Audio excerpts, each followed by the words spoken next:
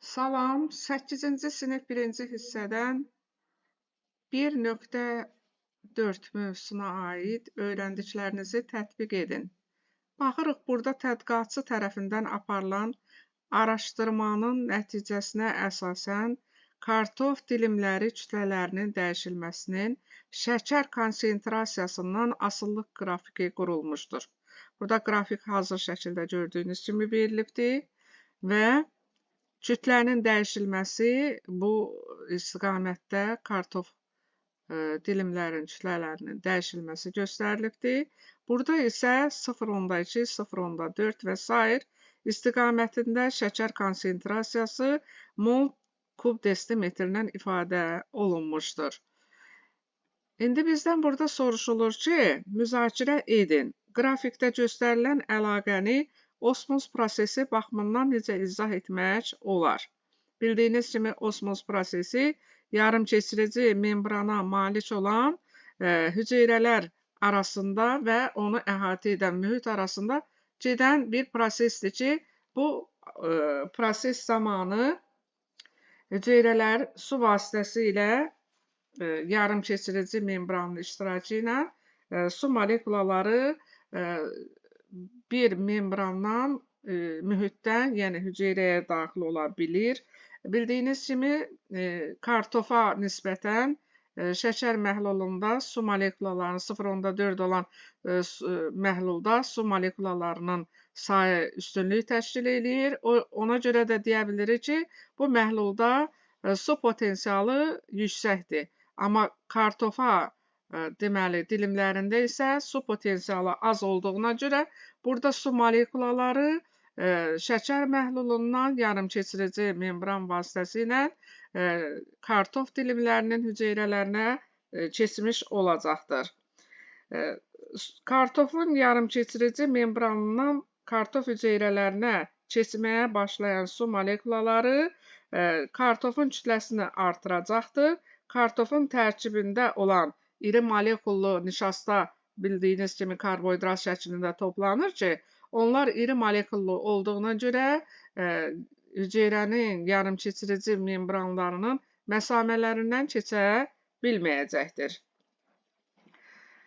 Və burada osmoz prosesi yaranacaqdır. Bildiyiniz kimi osmoz prosesi su potensialı yüksək olan mühitdən su potensialı aşağı olan mühitə su molekulalarının keçməsi prosesidir ki, bu proses burada baş verəcəkdir, həm də diffuziya prosesi də müəyyən qədər burada olacaqdır.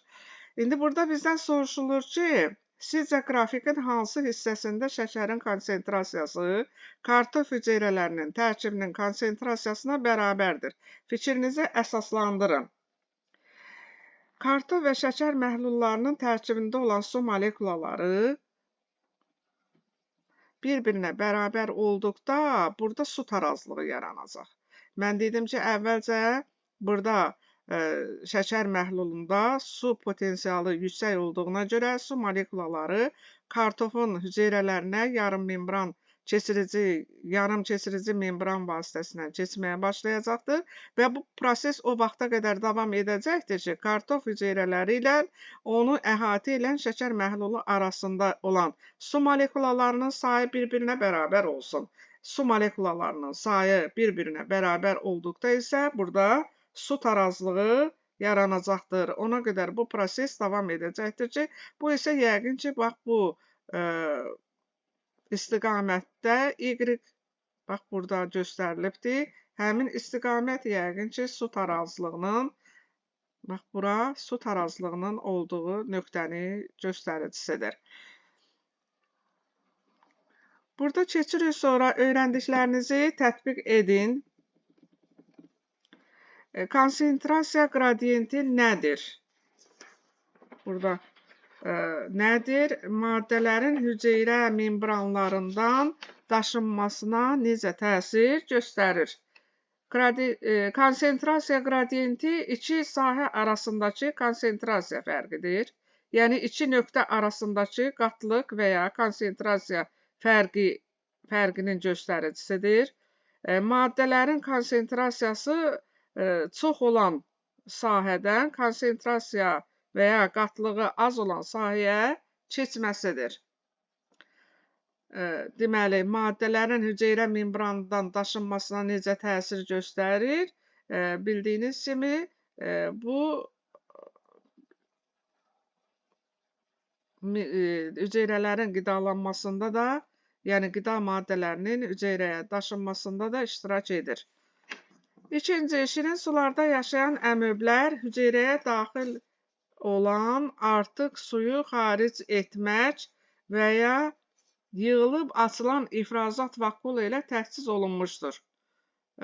Deməli, duzlu sularda yaşayan əmöblərdə isə ifrazat vakuoluna ehtiyac olmur. Nə üçün? Fikrinizi əsaslandırın. Deməli, şirin sularda yaşayan əmöblərdə ifrazat qovucuğu ilə mühit arasında konsentrasiya qradiyenti mövcuddur.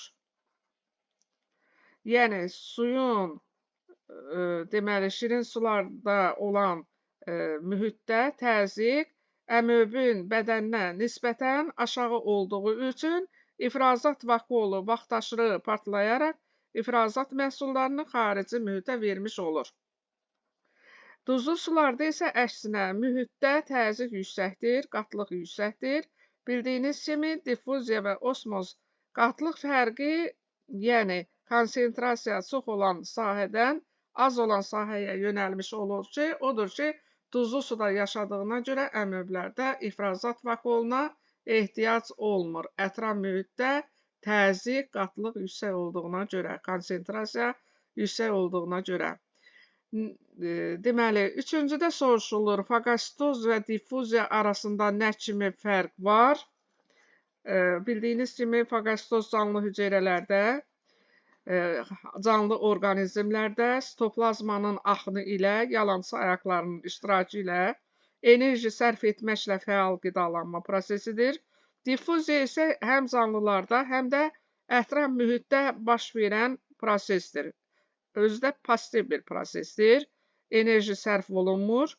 Yalnız konsentrasiya fərqi olan sahələrdə, ya məhlul olsun, ya qaz qarışığı olsun, konsentrasiya qradiyenti üzrə molekulaların və ya ionların hərəkəti burada baş vermiş olur. Qeyd elədik ki, deməli, qatlıq olan mühitdən, yəni konsentrasiya qradiyenti yüksək olan mühitdən, qradiyasiya, deməli, potensialı yaxud da ki, qradiyasiya qatlığı az olan, konsentrasiya az olan mühitə molekulalar və ya ionlar öz yerlərini dəyişmiş və yaxud da istiqamətlənmiş olurlar. Bu qədər, sağ olun.